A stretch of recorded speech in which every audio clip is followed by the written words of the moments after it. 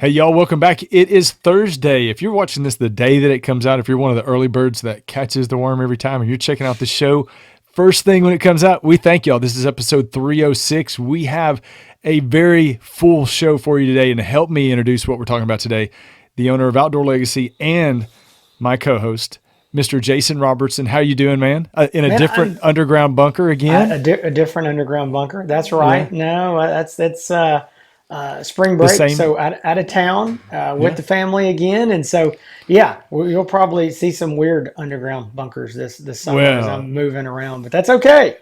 So working when you're supposed to be off. Man, you are yeah, dedicated no, to the show. well, somebody could say that I'm the opposite of that. I'm not Well, working when I or should be. So yeah, no, but. Guys, listen, we got a good show. We're going to be, I'm going to just jump right into this. We're going to be reviewing today the Rix LEAP, and that's LEAP, leap, like a deer leaping, LEAP L6. All right, so the L6 has been on the market for a while. Hans and I have been testing it for a couple months, and we've already reviewed the Leap L3, which is their 384 version of this. This is their 640 version.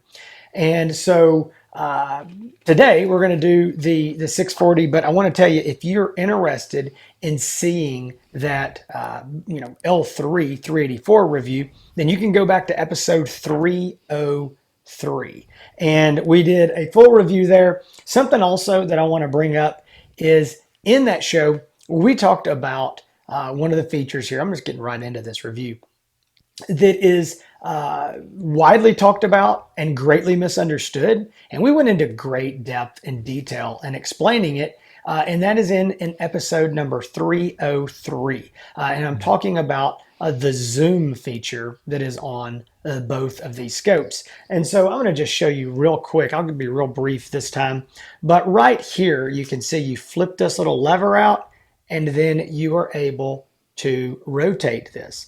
And what it's actually doing is it is what we would call an ocular zoom. It's being called an optical zoom, and we don't think that's exactly accurate of what it's doing. It is, yes, it is optically zooming in on your display screen, but it is not optically zooming the thermal sensor. That is something that is very difficult to do with thermals.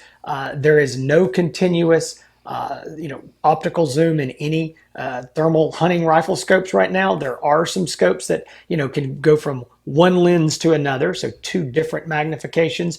What this scope is doing is when you flip this and you twist it, you are zooming with lenses and glass, but you're zooming in on your display screen. So it's kind of like what a clip-on would be. I saw somebody very good explanation and said, just imagine taking a pair of binoculars, looking at your TV and zooming in on them, or taking your rifle scope and zooming in on your TV, which is a fixed display screen. That's what you're doing. So it's kind of a cool feature.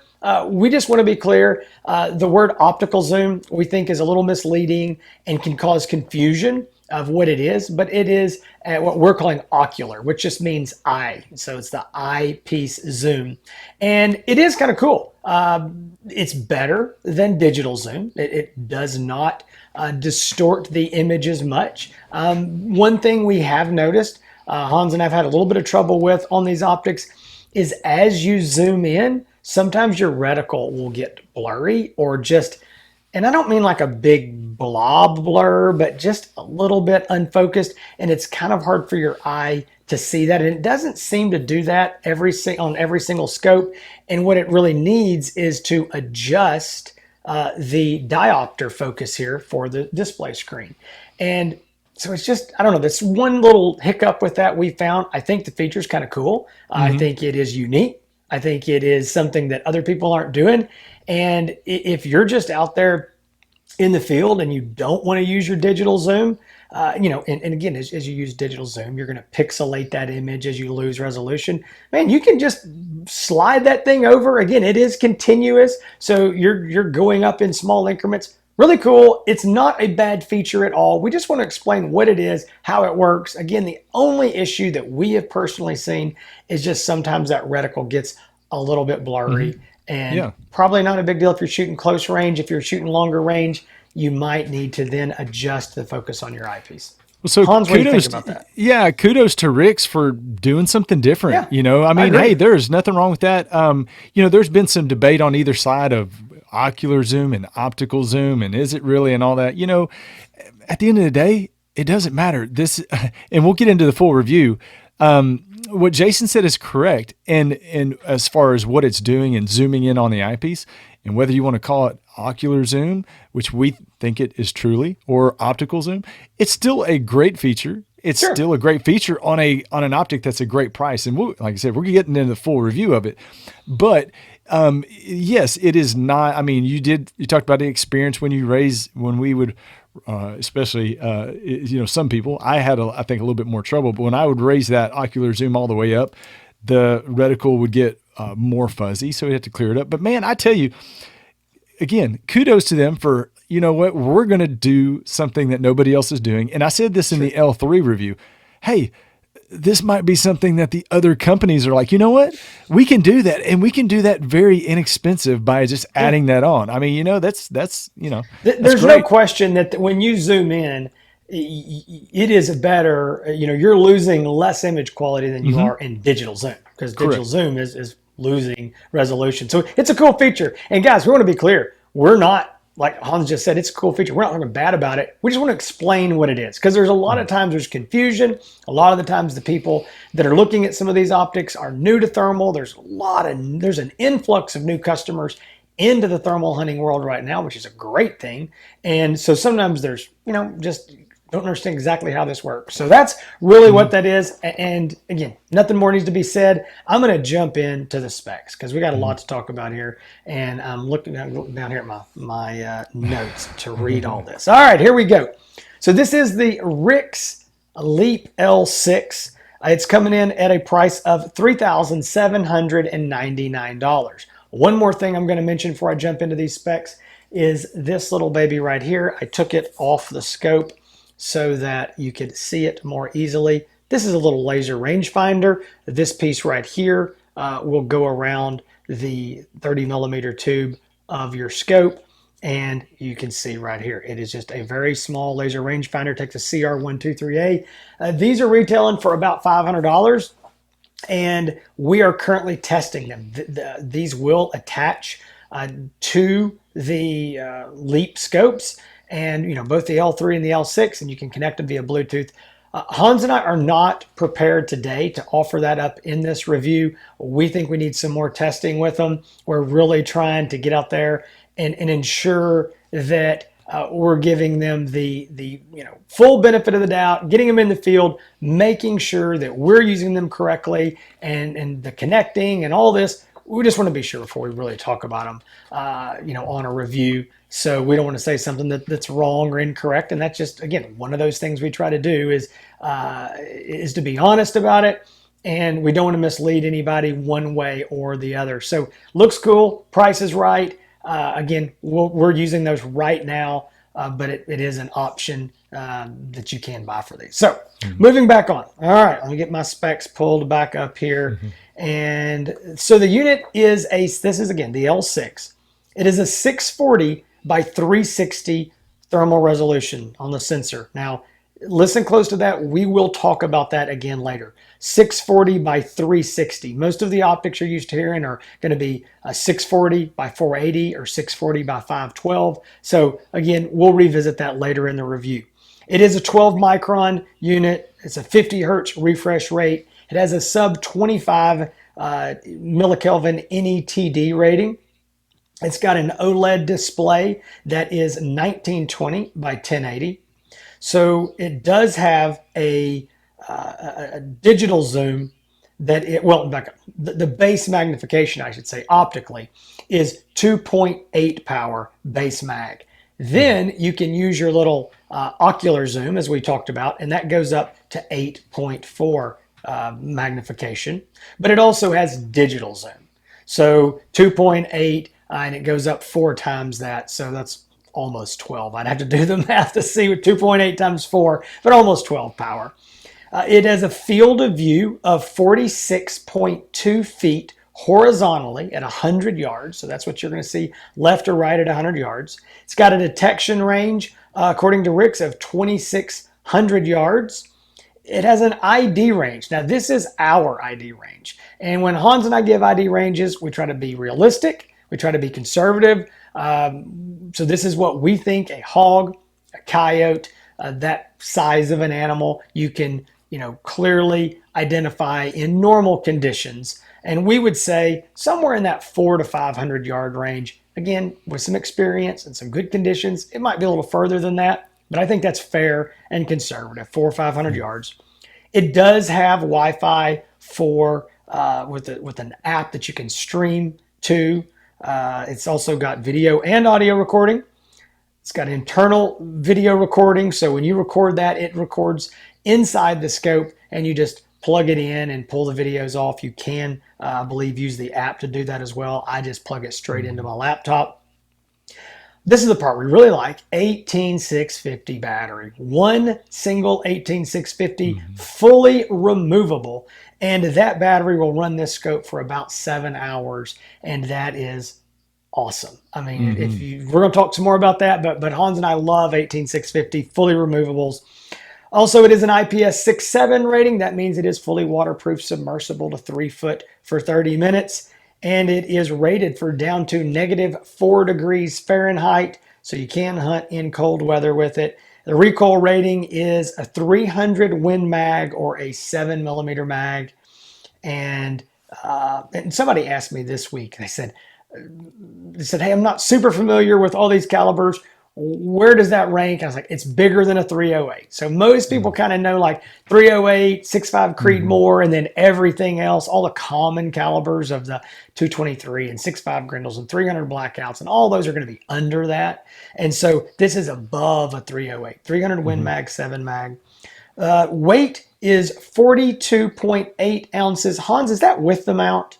Yep. Mount and battery. Yes. Okay. Mount and battery. That's set up. So 42.8 ounces there. Also, Rix does have a 5-year warranty, and we really like this. They have a 10-day turnaround time. So essentially, what that means is when they get the scope back from you, they have 10 full business days to repair or replace that scope. That's kind of their, the bar that they're setting for themselves. And we really like that. It may be quicker, but they've got a goal, and they're saying, this is our goal. 10 days, business days or less. We're going to try to get it, turned around and on the way back to you. And some people go, well, 10 days plus shipping, that's a long time. I go, well, the other alternative is you don't have any ETA. I mean, it could be there a week, it could be there 3 weeks, it could be there a month. They're at least, giving you a number of what they're shooting for. So we really like that. So Hans, if I didn't leave anything off, then I would say give them a walk around. No, you got everything. I would say this, we talked about this on the Leap 3, the 384 resolution of the scope, that when we got it out, how well built that the optic felt. I mean, I'm going to say the same thing about this one. When you get it out of the box, first of all, we also need to talk about the packaging. The packaging, the box that it comes in, the bag that it comes in, everything is top notch. I mean, it doesn't feel like they skimped or saved on anything you get. Really high quality. Yeah, I'm going to go a step ahead of that. So they didn't skimp. They went above and beyond. I mean, I think their packaging is some of the nicest packaging in the industry. I've opened and touched a lot of their different optics, doing some demos and stuff, and I've just been taken back by like, this is, I mean, I know it seems silly, we're talking about the box and all, but it's nice. They've done a very, very good job on that. Well, when you're buying a $4,000 optic, you hope that it would come in something that you would feel comfortable in shipping it, but not just shipping it, but carrying it around. But carrying also, I mean, you kind of want you spent $4,000. You kind of first impressions are important. First impression, you want that pizzazz. You want to be excited about it, and nothing better than open it up and having just a very good presentation. Definitely has that. So we got a 50mm objective lens with a plastic spring-loaded lens cover right here. You got your objective lens focus ring right here. So you just turning this around to focus the objective lens. You have a USB-C port right here on the side. That's for being able to get videos off of the scope and put them on a computer if you want to do so. All right, there's 3 functioning turrets on this scope, which is unique. I don't know if there's another tube style scope like this that has 3 functioning. And when I say functioning, I mean turning turrets. Each one of these do something different, whether you're accessing the main menu, changing your palette color, increasing the magnification. On top, you've got buttons, the power button right here on the top turret. On the side turret is your camera, basically taking pictures and videos. And then you're accessing the menu with these different things. Man, there's a lot of ingenuity that goes on here. You have your 18650 battery door here on the side. You have your, like Jason, I think has already showed you, the ocular zoom little throw lever right here. That's kind of cool. There's some pictures out there where, it's kind of sticking out there and hanging out there. And people are like, does that thing fold in? Is it always sticking out there? Yes, it definitely folds in. Very nice. Again, attention to detail on that. And then you have your eyepiece diopter focus right here. It does come with a rubber eye cup. It does come with 2 18650 battery, a USB-C cord, and this Rix private labeled manufacturer made, a Rix manufacturer made QD 2 QD lever throw mount that it does come with. So that is the scope.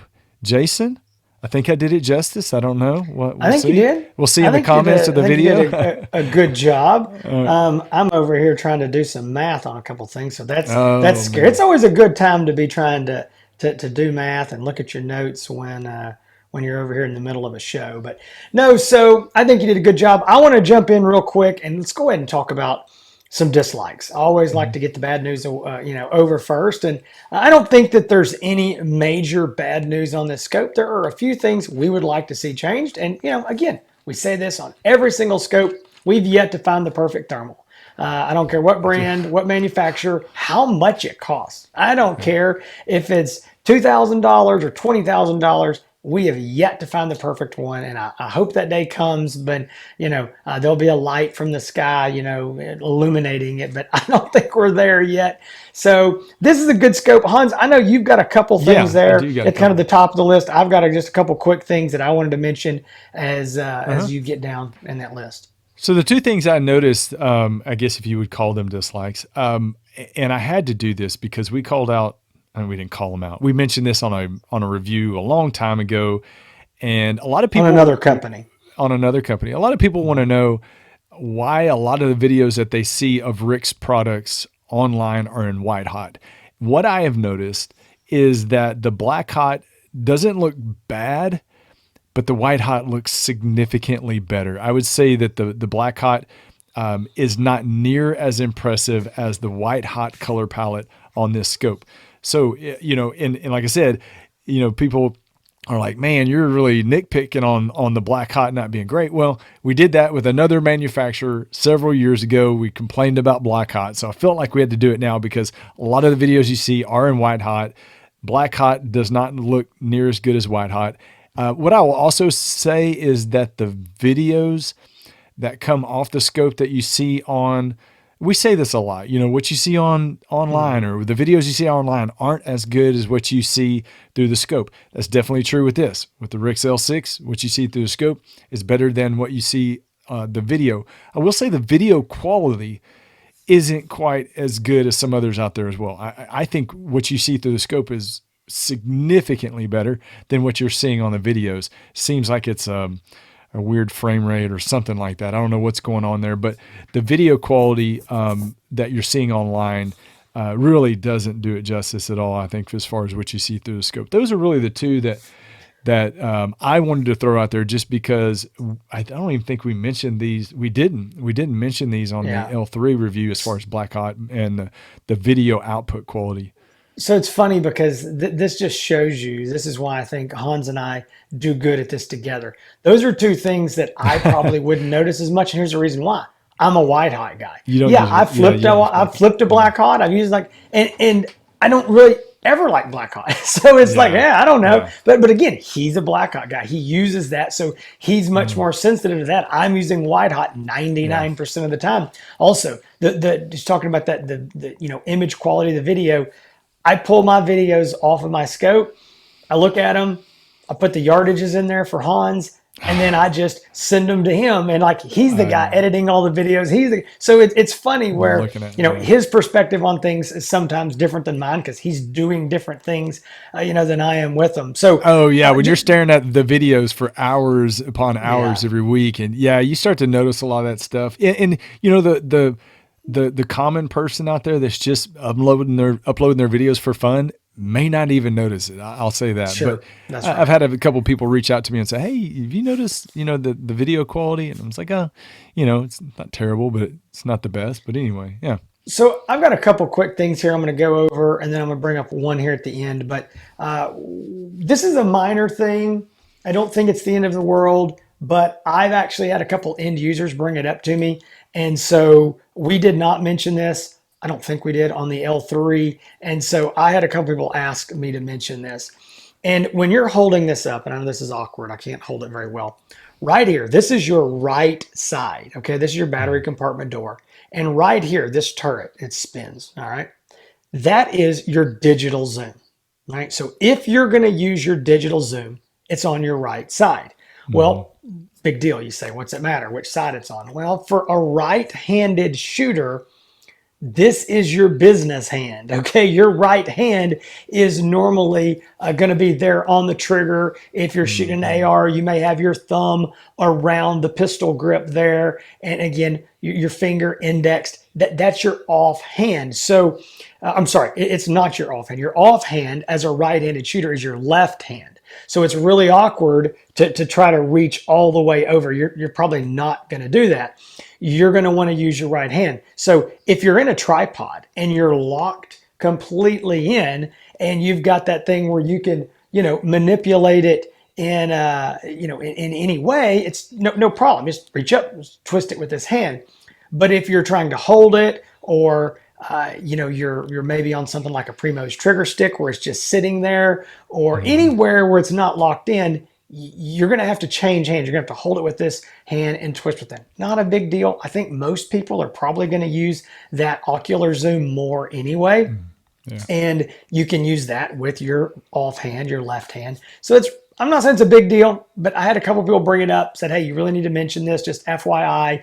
It's a shame that it's not on the top, or it's not on the left, or something different. So I wanted to bring that up. tell you, now that you mention that, the only time I used the digital zoom was just for testing, just to see how it looked, and what everything else was using that throw lever for the ocular zoom. I did not mess with the digital zoom at all. And when you said that, I started thinking about, man, I never even messed with that digital zoom when I was actually out hunting with it. So yeah, when somebody first told me about it, I had to say, okay, is that how you digitally zoom? I had to question it because I couldn't remember. I don't remember. I wasn't using it enough. So yeah. So minor detail. Just want to bring that up. Last thing, or not last thing, second to last thing. This is very minor, but you need to know this. So it's awesome that Rix is including a single piece quick detach mount with it. Nice little mount. It's there in the box. You don't need anything else. But what we have had is we've had people wanting to use other mounts. A lot of people really like the American Defense single piece mounts. We've got one that we sell for all the other brands of scopes. The problem is that the front of this housing right here is a tiny, maybe 1/8 of an inch too tall to use a standard height mount. So you have to use high rings or a higher than standard ring. And people go, well, exactly how high is that? Well, you got to get the scope and figure out what you need. But again, you don't have to buy anything else. There is a mount with the scope. But we have had so many people go on our website and buy the American Defense mount that we sell for all the other scopes, get it, realize it doesn't work, and return it. We had to put a warning on that mount of does not work. And so you just need to know that. You're going to buy something that's a little bit higher than a standard mount. No big deal. I'm hoping in the future, they'll be able to shrink down that front housing there. I mean, just a tiny amount, and that would solve that problem. All right. Yep. Very last thing that I'm going to bring up, and to me, this needs to be explained a little bit. and it's the resolution. So this is a 640, which is the horizontal width of the resolution, but it's only a 360 tall. That is a 25% loss of resolution from a 640 by 480. So doesn't mean your image quality is any worse, okay? Because the screen is just smaller, or I shouldn't say the screen, the thermal sensor is smaller. It's the same width, 640 pixels this way, but it's just narrower. So it's not, again, this does not affect your actual clarity of the image, but rather than having something that's like this, it's like this. It's a 25% loss there.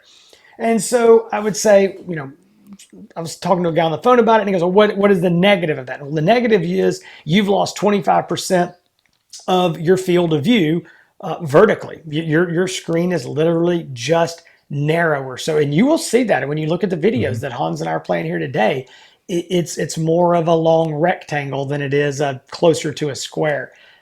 Not the end of the world. Again, it has zero effect on the clarity of the image, but it is narrow like this. And it seems like most guys who have experience with thermals or who really notice that, somebody who's, used 640 by 480s or 384 by 288, you just feel that it's a little bit narrower there. Again, I'm nitpicking. That's what y'all want us to do, is to tell you even the little small things that we would like to see changed. I would love to see that moved up to closer to that 640 by 480. But again, the clarity is still there. The price is right. So I can't give them too big of a hard time about it. But I do think it has to be mentioned because it's non-standard. We don't have any other scope out there, at least that in our lineup, that is smaller than a 640 by 480 besides this. So we just wanted to bring that up. Yeah. So let's move on to the likes. Now I'll start out here and I'll name a couple, Jason, then you can move on. This is one of the few, the Rix L3, now the Rix L6. There's probably a couple others, but this is one of the few scopes on the market that runs on a fully removable, rechargeable 18650 battery. That is, when people are calling us and asking about Rix, other than the picture quality, which is impressive when a lot of people talk about, probably the second most popular feature is the fact that it runs on a 18650 battery. That is a battery that's very affordable. You can find them anywhere. You can have a whole pocket full of them and go out all night and have a good old time and not have to worry about buying expensive proprietary batteries or a big battery pack as far as where you're going to mount it on the rifle. So that's a fantastic feature and something that I'm glad that, with the L3 and the L6, Rix coming out into the market now, and Rix has been out for about a year now. And, the very first scopes they put on the market were 18650 rechargeable, removable batteries on these Leap series. So really glad to see that, and hope to continue to see more of that. And they do. They got some more stuff with 18650 batteries as well. So also, I'll say this because I think I like this maybe more than anybody here on the team. But the controls, I really like the 3 turret controls on this. I thought that the ease of use, how user friendly something like this was very easy to set up, very easy to sight in. I did like the 3 turret system. Now I'm used to using everything. We use all the scopes here, all the brands. So yes, when you're picking up something new for the very first time, you feel kind of clumsy fingered, you're hitting the wrong thing or you're turning the wrong thing, but it didn't take very long to get it up and running, to learn which turret controlled which function, and found that to be, like I said in the beginning, very intuitive and very easy to operate and to control. Really like that. So for me, the 18650 battery and the user friendliness were a big, big positive. Yeah, I want to speak to that real quick because I think for me that when I very first got my hands on the optics, they are controlled differently. And in a lot of these scopes, what we find is similar, different brands, competing brands, is that you'll press this button that brings up the menu. Then you start twisting to go up and down, and then you press again. So there's a lot of pressing and twisting, and it's all normally done over here mostly. And I was kind of like, well, that's not doing it. And then I realized, like, okay, this brings the menu. I'm up and down. This goes left to right. This, if anything, is on the right side of the screen. I was like, wait a minute. And once I figured out what was going on, it is pretty intuitive. It's very, I think it's very easy to use once you know what's happening. Again, it was different. So anything different is going to take somebody that's been doing this. I mean, I'm an old dog, and it takes me a little bit to learn a new trick, but I really do like it. I think. What'd you say? I'm glad you admitted that. Yeah, it's on true. Camera, live on camera. air. That That's old right. dog. Getting older. So I do. I think the controls are cool. I think they're easy to use. Once you see what's going on, I do think they're very intuitive. I do like that. Now, moving on, I think there's a couple things. One, image quality. It really does have a very good image quality for this price range. All right, this is a big deal. $37.99, $3,800. It is a 2.8 power. That's almost a 3 power. All right, guys. So we're gonna squeak here and say it's almost a 3 power. And what you're getting is a heck of a value for the dollar, because right now, as it stands, to get and again, full 3 power, but very small, but to get a 3 power base mag in a 640, you're honestly going to be looking in that $4,500 range. So where we're at under 4,000, most of these scopes are going to be in that 2.5 power or 2 power base mag. So getting almost 3 power for this price is what makes it attractive to a lot of people. They're trying to stay under that $4,000 mark, and they do need close to 3 power. That the 2.5's probably going to be a little underpowered for them. I think that's where the L6 offers a very good value for the dollar. You combine that with, again, all of these things. The 18650 batteries, Hans has kind of beat that horse. I would like to beat it some more. I think it's great. The runtime on a single 18650 that they provide you is ridiculous. Okay, it is very, very good runtime. I think the other manufacturers really are going to have to learn from this. I think that Rix is setting a pretty high bar of saying fully removable, generic battery, and we're getting these kind of runtimes. Kudos to Rix on that. And I think, again, everybody's going to have to send their engineers to battery school so they can kind of figure out what's going on there. So combining that with, again, the 5-year warranty. You insulted all the battery engineers for all the companies that we work with out there. Sorry, you're going to get a bunch of hate mail. All the battery engineers. Call Rix's battery engineer. I don't know what to say. Yeah. So combining that, I'm going to put a bow on this.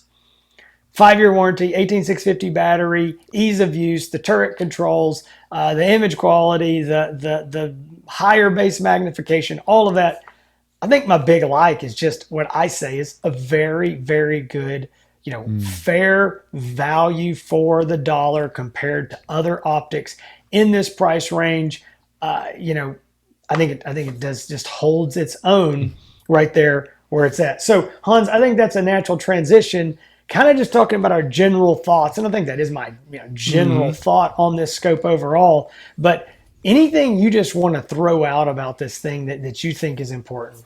Yeah, I think if you are looking for an optic, and when you call up, and we didn't even mention Outdoor Legacy, but who cares? What are we going to do here? All right. So if you scopes. if you call up and you talk to me, and you're calling Outdoor Legacy to buy an optic, and you say, I need an optic. This is what I'm doing. I've got a $4,000 budget. And, for people that have a $4,000 budget, which, before a couple of years ago, it was almost unheard of to talk about 640 resolution optics under $4,000. And now there's a few different options out there, which are fantastic. But if you are, somebody that is, has a hard line, drawn in the sand line at $4,000 budget, and you like the tube style scope, you like the 18650 battery, this is something that there's a lot of good features here that is going to naturally draw you to the scope. 3 power, like Jason said, you'd have to go up into another price bracket to get something that has a true 3-power base magnification at 640 resolution. So this is kind of bridging that gap from, the $3,000 and up 640s into that $4,000 640s. And there's a lot of things in here. I think as far as picture quality, it's on par with everything you should expect for, $4,000. I think the features on it make it so that when you purchase it, you know that you're getting a great value. You're getting a lot of features thrown in. You're getting a mount. You're getting this great warranty. So you are getting a lot for the money.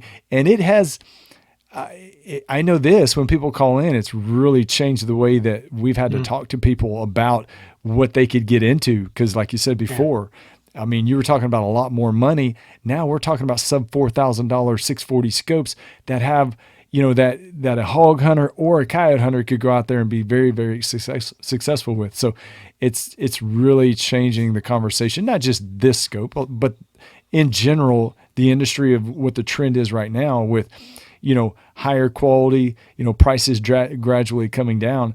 And this is just another part of that transition that we're seeing in the market. This is a great scope that is priced right. It's in the right price bracket for what it is. And I think that the reason why they're getting a lot of attraction are several different things. But I think at the end of the day, it always comes down to picture quality. That's what the most redeeming quality of any optic that anybody's ever interested in, it's always picture quality. And that's what it comes down to at the end of the day. So before we really get here to wrap this thing up and talk about who it's good for, I'm going to insert a non-skippable commercial break. So guys, listen, we have gotten this far and haven't told you, really what we're doing here. If you're new to this channel, again, as mentioned, I don't know if Hans even mentioned it, maybe not, but early in the show, we normally say, that I do own Outdoor Legacy. Hans works here with us, and this is what we do. We test and use every single thermal scope that we sell, period. We go out into the field, we hunt with them, we get footage with them, and we use them. And so by putting these shows out, we're hoping that it helps you as a potential buyer. We don't necessarily think it's always going to help you narrow everything right down to, this is the scope that I want. But a lot of times you may watch and go, oh, that isn't the scope for me. Or, oh, I need to put this on my short list.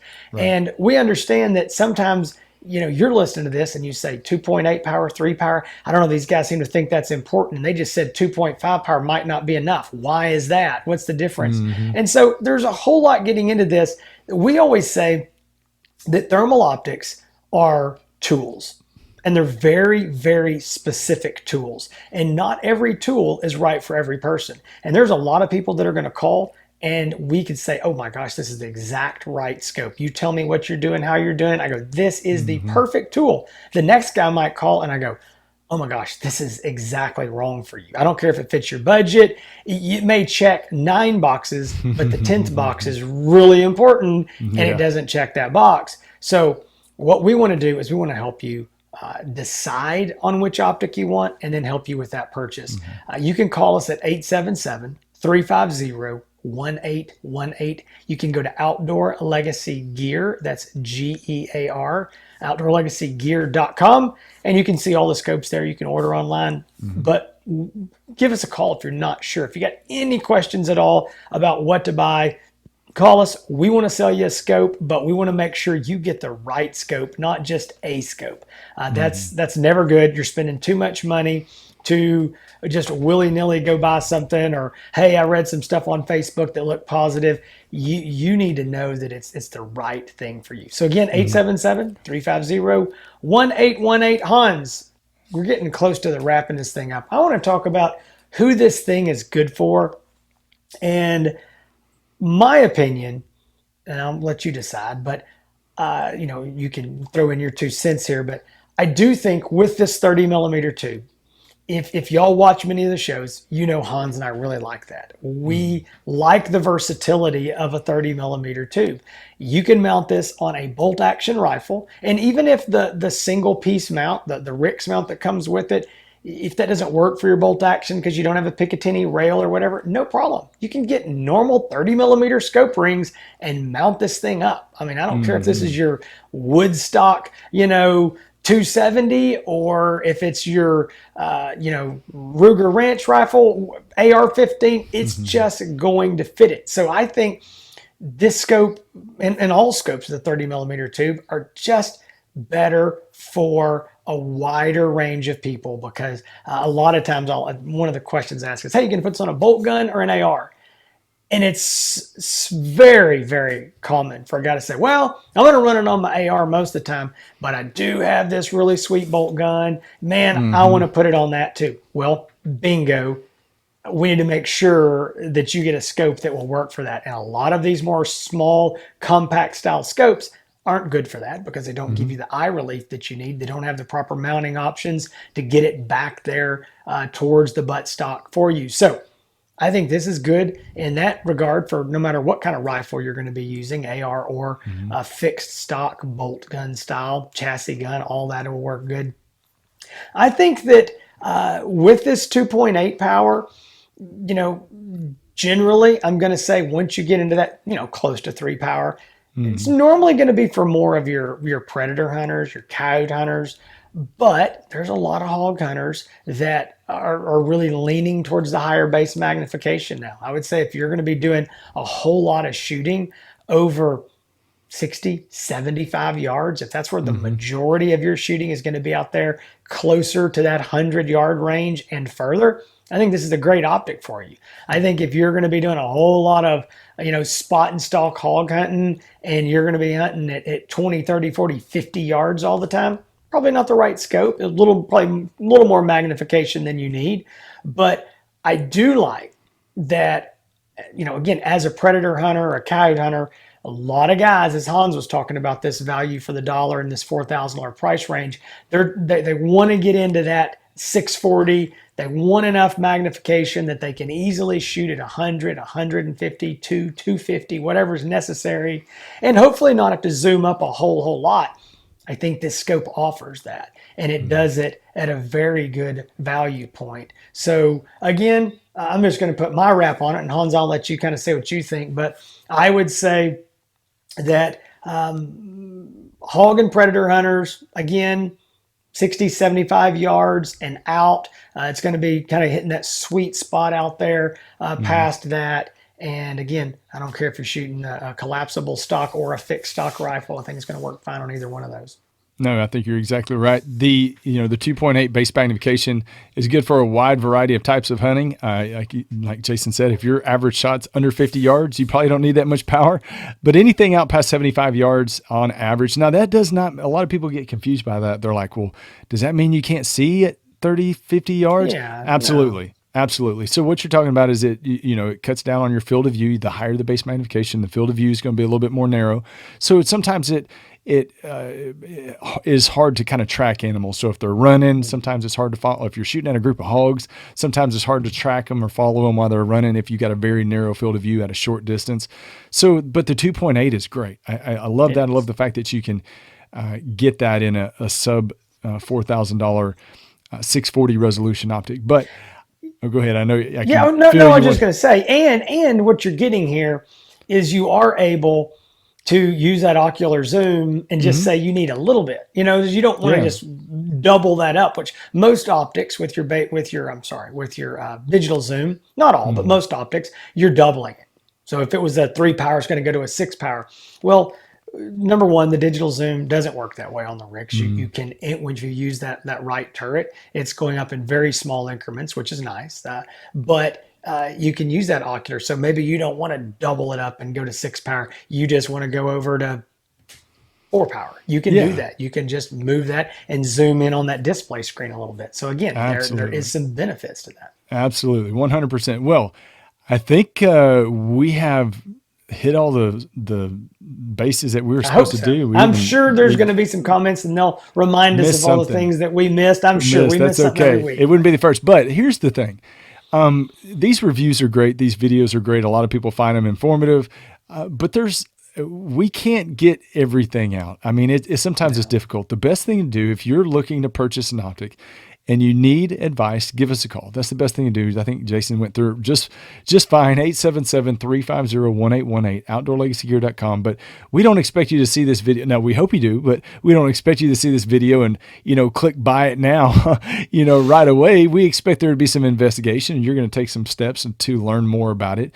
And we'd like to be a part of that process. So definitely call us and we can help fill in the blanks that we might have missed, which probably did happen. If you want to find Outdoor Legacy, you can do so on Instagram, on Facebook, obviously on YouTube. You can find me. I do some more reviews on my channel as well. I'm on Instagram. I'm on Facebook, YouTube at Hans ETX. Jason's already given us the contact information. If you want to find all of our past episodes, thelatenightvision.show.com. And if you're always watching on YouTube, but you got a family trip coming up this summer and you want to listen on the road, iTunes, Spotify, Google Play, all the podcast sharing apps, you can find them, the Late Night Vision Show there as well, Jason. All right, guys. So listen, more reviews coming up. Hans and I are just furiously out there testing scopes. We've got Ashley. I left on a trip and I said, Ashley, you better come get all these scopes. He took a pile of scopes so he can go out and get more footage with them.